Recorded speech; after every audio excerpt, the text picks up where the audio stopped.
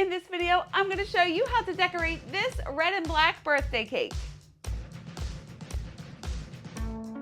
Hi, it's Karolyn. If you want to learn how to bake and decorate amazing cakes, then I would love for you to join me by hitting subscribe and the bell. If you want to skip the intro and get right into the video, there are chapters linked below. So I'm going to show you how to decorate this red and black birthday cake, and like always, I'm starting with my cakes already baked, filled, iced, and they are in the refrigerator waiting to be decorated. Now with this cake, I'm doing mostly fondant because it is an outdoor event.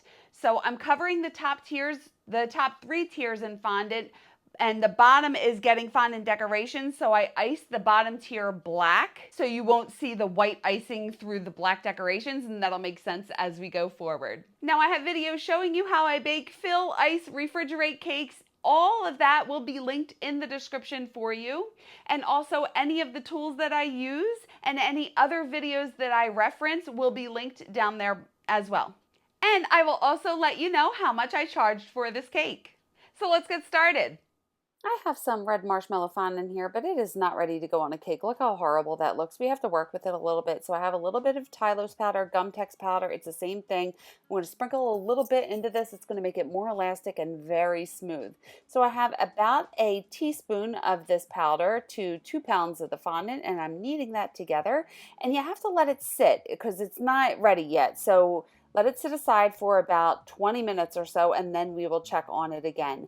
In the meantime, I got my cake out of the refrigerator. The icing is solid. I'm not going to mess it up. I have some piping gel on a brush, and I'm painting piping gel all along the sides of the cake.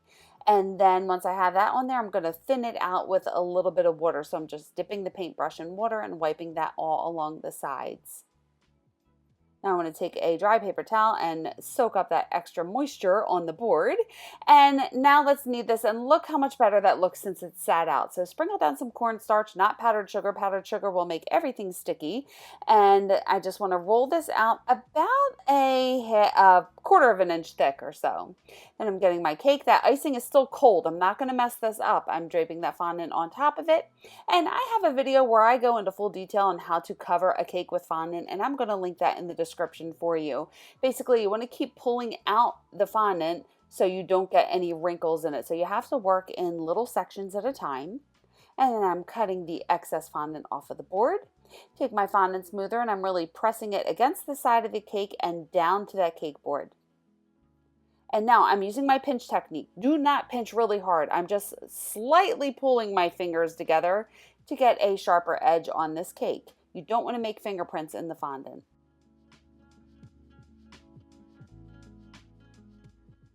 And there's going to be another tier on top of this, so I just put a hole in the center so I can get rid of any air. And I'm just taking a piece of fondant, dip it in cornstarch, and I'm using that piece of fondant to smooth the fondant out. I feel like you get so much smoother fondant when you smooth it with another piece of fondant. And now let's trim that excess fondant along the bottom.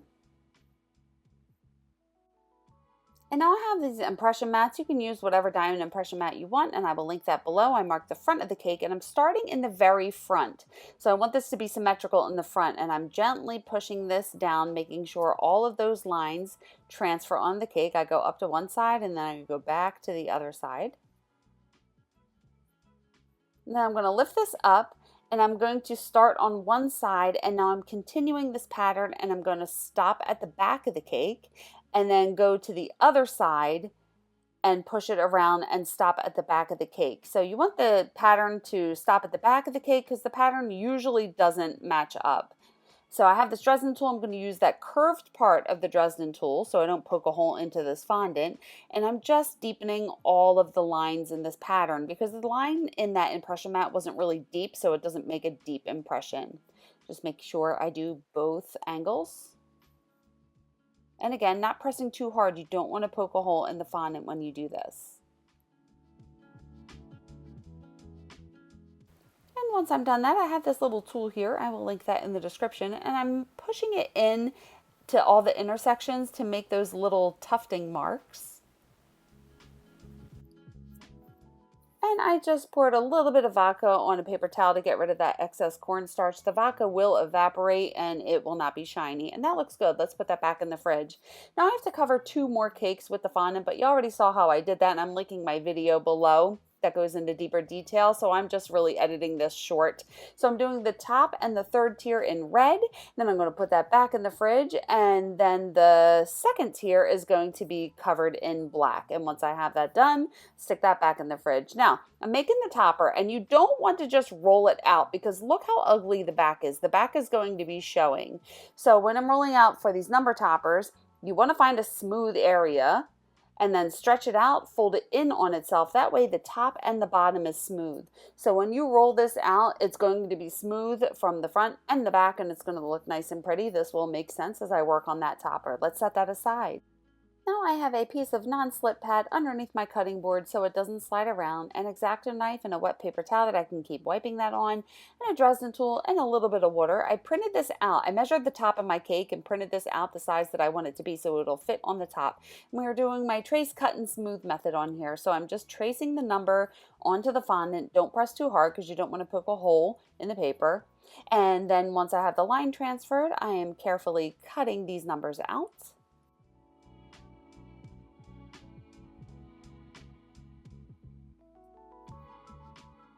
And anytime I cut anything out of fondant, I'm going to take my time to use my fingers and my tools to smooth the cuts. So the edges are usually jagged, and I just like to smooth them out to make it look nice and pretty.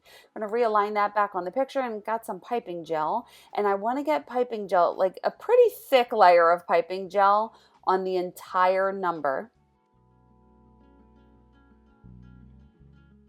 And I transfer that to another sheet of paper, and then I have this black sanding sugar, and it kind of looks like glitter, so I'm going to sprinkle this sanding sugar on both of the numbers. And then I'm going to take my finger and just press that down, just making sure that it's adhered to the number and there are no empty spaces. Then lift each one up and tap it to get rid of the excess. I'm just taking my fingers and rubbing it around the edge just to get rid of any excess sanding sugar.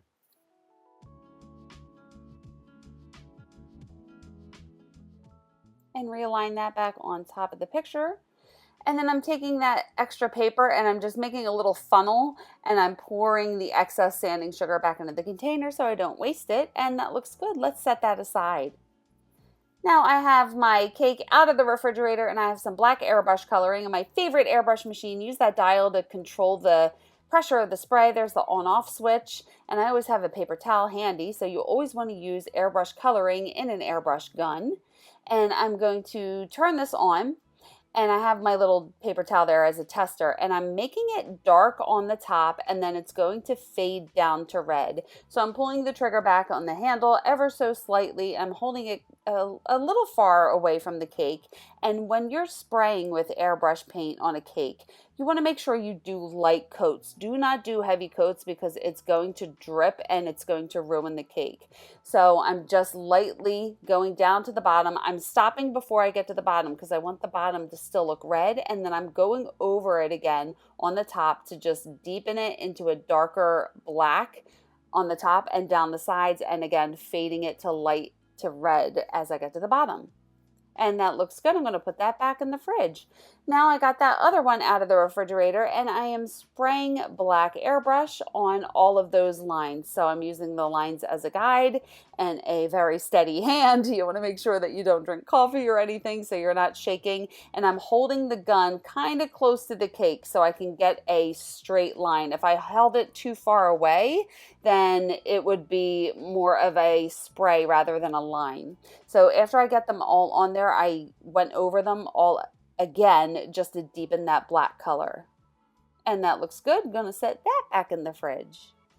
Now get some cornstarch down, and I am making the little billows for the bottom tier. So I want to roll it out pretty thin. And this does have the Tyler's powder mixed into the fondant. And I have this cutter. This is from years ago, so I'm going to find a similar one. But I want to make squares. So I cut it in a long line, and then I turned it 90 degrees and cut little squares. And I want to make a bunch of these little squares out of this black fondant. And then to make the billows, I'm getting a little bit of water on the edges and fold them in so it looks nice and pretty.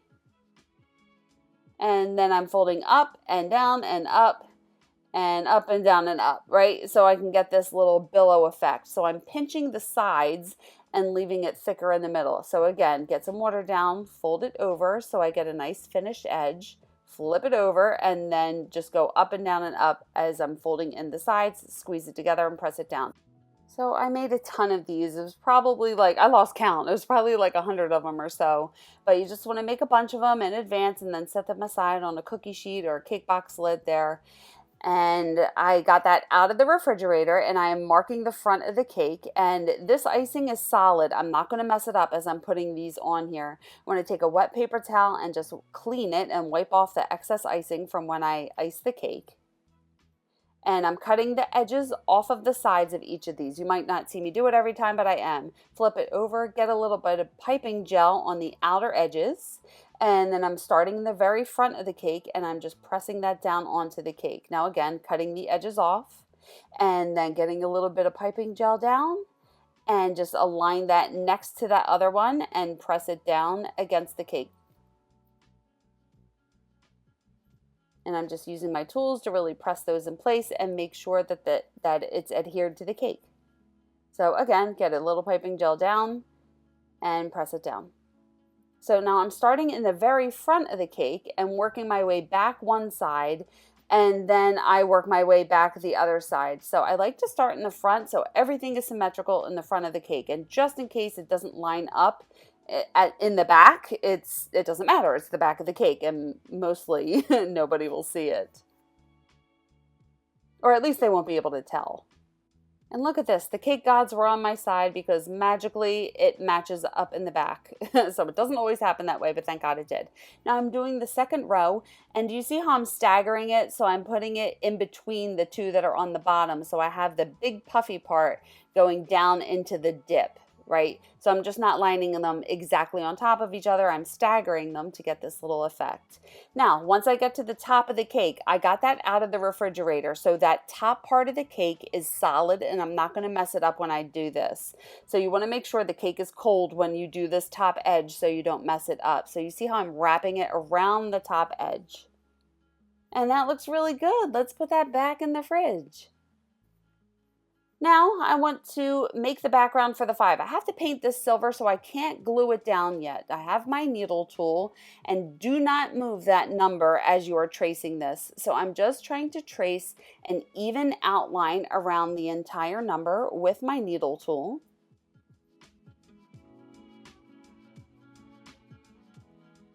And oh man, that broke. Well, luckily it's textured and you won't be able to tell when I put it together. So now, anytime I cut anything out of thicker fondant, I like to just cut a guideline with the tip of my X-Acto knife first. That way I'm not going to mess up the fondant. And once I have that line cut, then I'm going to stick the tip all the way down to the cutting board and cut this out. When I get into those tiny crevices, you've got to be careful because you don't want to mess up the fondant.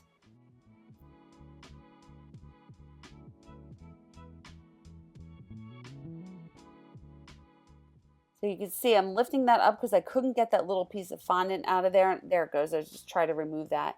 Now I'm using my tools and I'm pressing that fondant back down on itself to try to clean it up. Now again, do you see how I don't want to mess up this fondant? So I'm working in little sections and just trying to pull that away.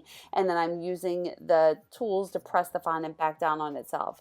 So once I have that all cut out, I want to flip it over and use my tools and my fingers to smooth out the edges of this number.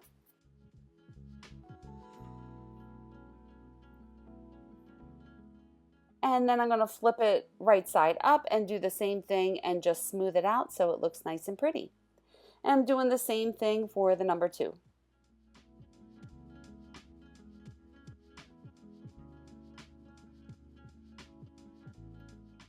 Right, I'm going to flip these over, and I have this Rolcom Super Silver. I'll link that in the description. A little bit of lemon extract, and I poured a little bit of that powder into the cup and the lemon extract and mixed it together. And I am painting the back and the sides of this silver. And the lemon extract evaporates really fast, so it dries really quickly.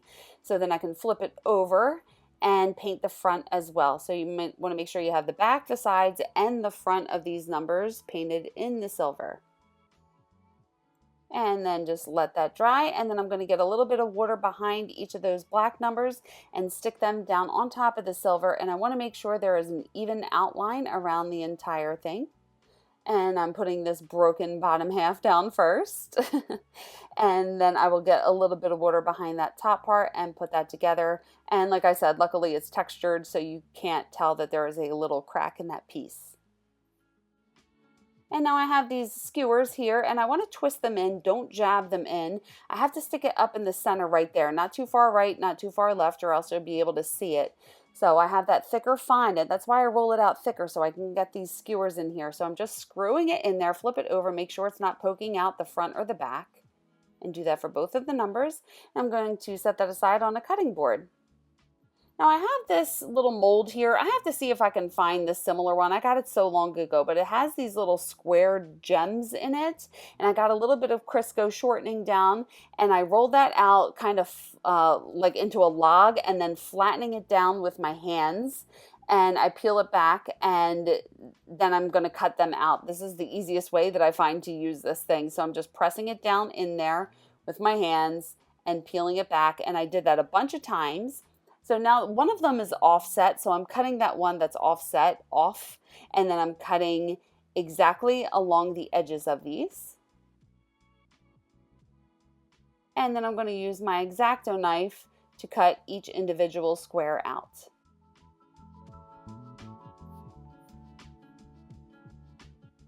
And after I cut anything out of fondant, I'm going to take my time and smooth the edges with my fingers. Now I have that Rollcom Super Silver again, and I have a gloved hand so I don't get this all over the place. And I am just painting each individual square silver, and then just giving each one a second coat once I have the first coat on. And that looks good. Let's set those aside. Now I'm rolling out the borders, so I like to roll this into a long log, flatten it out, sprinkle down some cornstarch, and roll it wide first before I roll it really long. And I'm using that ribbon cutter to cut out the ribbon, smoothing my cuts. And I'm doing that again for the other tier. Now I wanted to make sure that this ribbon is wide enough so those little squares fit on it. That's why I cut it this wide. And I'm going to straighten each of those borders with my rulers and just let them sit until I'm ready to put them on the cake. Now I got that out of the refrigerator, and I noticed this black fondant doesn't look good. There's imperfections in it, so I have to cover it up. So I have some black icing here. It's just chocolate icing that I dyed black, and I'm just putting a very thin layer of this icing all around the entire cake. Now it looks gray right now, but it's going to dry to a deeper black, so don't worry about that.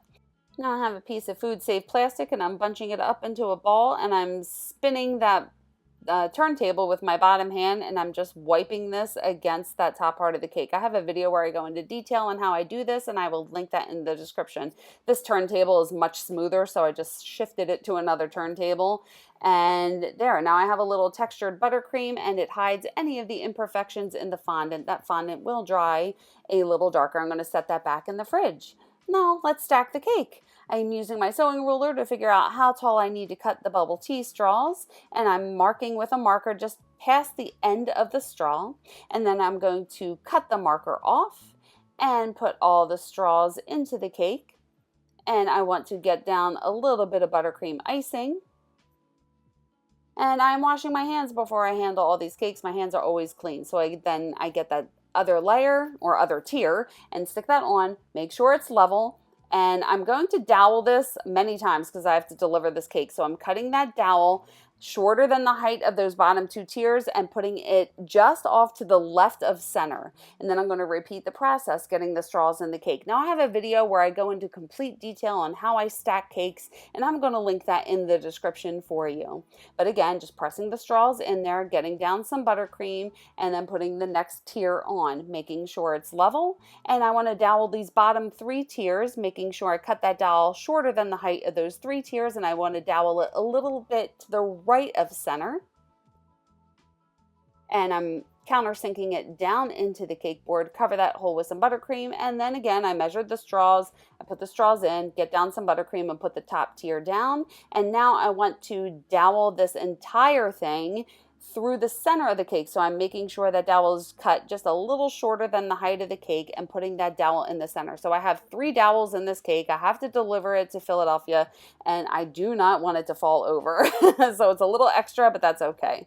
Getting a little bit of piping gel down around the base of the top and the 3rd tier to get these borders down, and I'm starting in the back, and let's wrap those borders around the tier, and where it meets in the back I'm going to cut it and then press that seam together.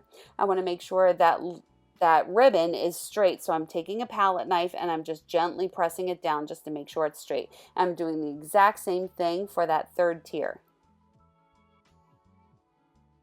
And I'm just removing any excess cornstarch with my dry paintbrush. Now I'm getting some piping gel behind each one of these squares. I'm starting in the very front of the cake and I'm making sure I center that square, and I want to have an even border around between each square that I put down. So I'm putting them down and then I'm going to adjust them into place. So I'm doing that on the top and the 3rd tier, and in the back I had to cut them a little bit thinner so they fit, and then once I have them all there I just readjusted them. Now I want to put on the dragées, I think that's how you say it. I will link these in the description. I got a little bit of piping gel in the lid and I'm pouring the dragées on top, and then I use some tweezers just to put them in there. They have a dragée gun, you can use that too, but I just do this method. That looks good. Let's put that back in the fridge. Now I'm going to make the bats. I rolled out some thin black fondant. I have this bat cookie cutter. I can find a similar one and link that in the description. And I just cut them out and I am smoothing my cuts. And I think I cut 5 of them out and I ended up using 4 on the cake. But I just cut a bunch of bats out because she wanted bats on her cake. And that looks good. Let's set those aside. Now I have these roses that I got from Amazon and I will link them in the description. I love these. They're so pretty. They are gum paste roses and I'm just going to hold them up to see where they're going to look best. So I like that big one and that medium sized one. So I'm getting a little bit of black icing behind that red rose and sticking that to the cake. And any excess icing, I'm just taking a dry paintbrush and wiping the excess into a paper towel. I'm doing that for the other smaller rose and sitting that next to it. And that little one looks good up there, so let's stick that one there too with a little bit of black icing behind it.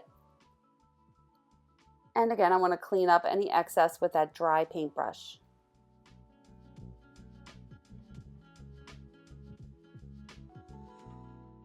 Now I'm going to make the water ganache drip, and I have a video where I go into detail on how I do this, and I'm going to link that in the description, but I am melting them in the microwave and getting a little icing bag in that cup there, and I'm adding a little bit of water at a time to thin it out. It's going to seize those candies melts at first, or it's going to get really thick, and then I add just a little bit more water to it, and then what it does is it really thins it out. You can add water to this chocolate because it's not really chocolate, they are candy melts. If you have real chocolate, you have to use heavy cream.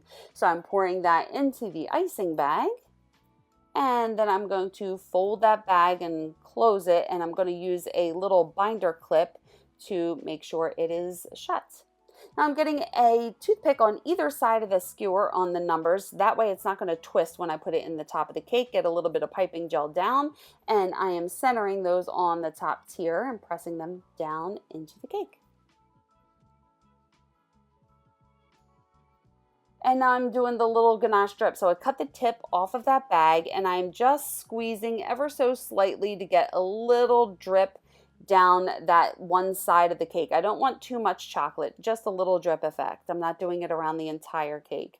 And once I have it down, I do a little bit on the top of the cake as well. And I'm getting a little bit of black icing behind this tiny red rose for the top, and I'm sticking that down. And that chocolate is going to help hold it on there too. And I'm removing any excess icing with my Dresden tool.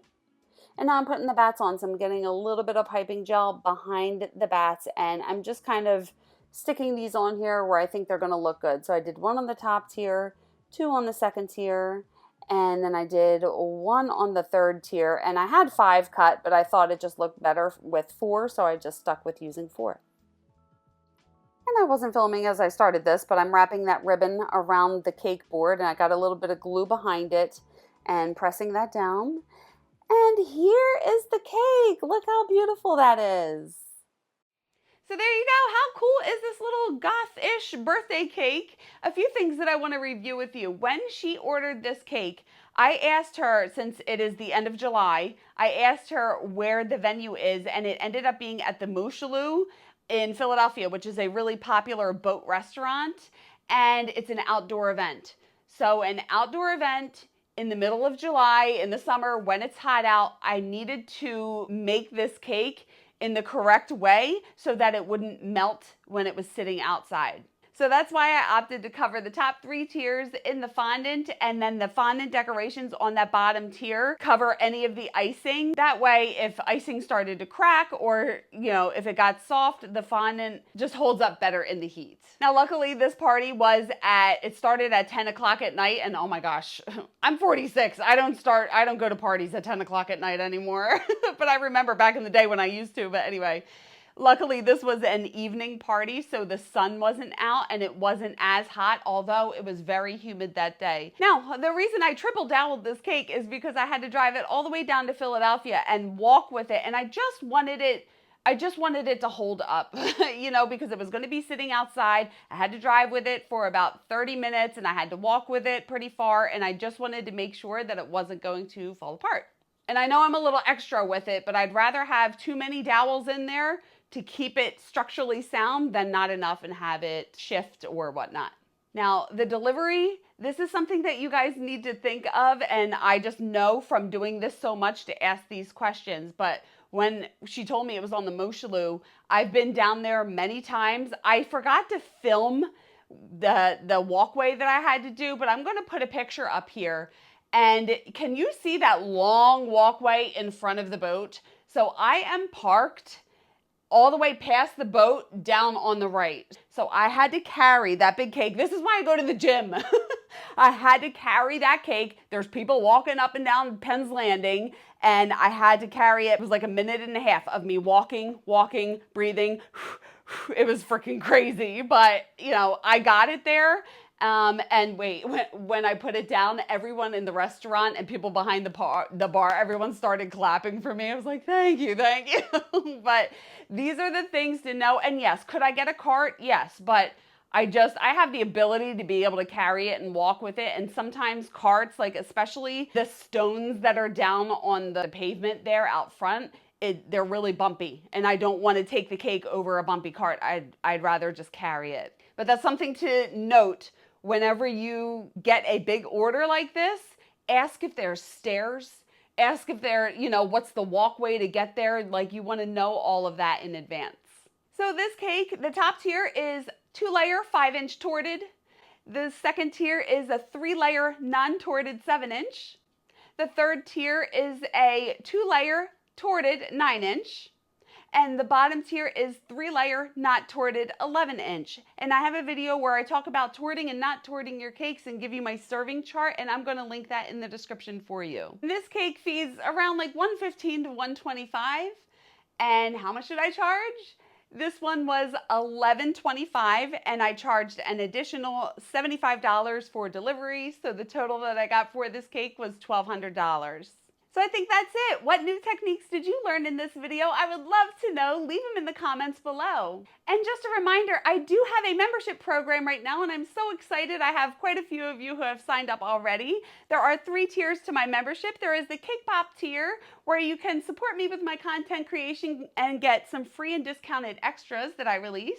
And the top 2 tiers, the cupcake tier and the dessert table tier, both give access to my exclusive Facebook group, and I would love to have you guys aboard. We are having so much fun in there already. We are bouncing ideas off of each other, getting pricing advice on what size cakes to make, and any other issues or concerns that we have, we can bounce off of each other. And I'm really loving this community that I'm building, and I would love to have you along. So I'm going to link my memberships in the description, and you can click the link and sign up for whichever one you would like. And if you're enjoying my tutorials, I would be so grateful if you could buy me a coffee.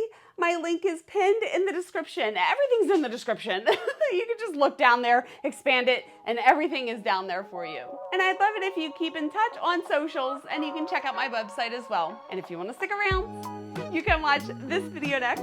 and hit subscribe and the bell if you haven't already. Thank you so much for watching. I love you guys. And remember, it's cake. Have fun.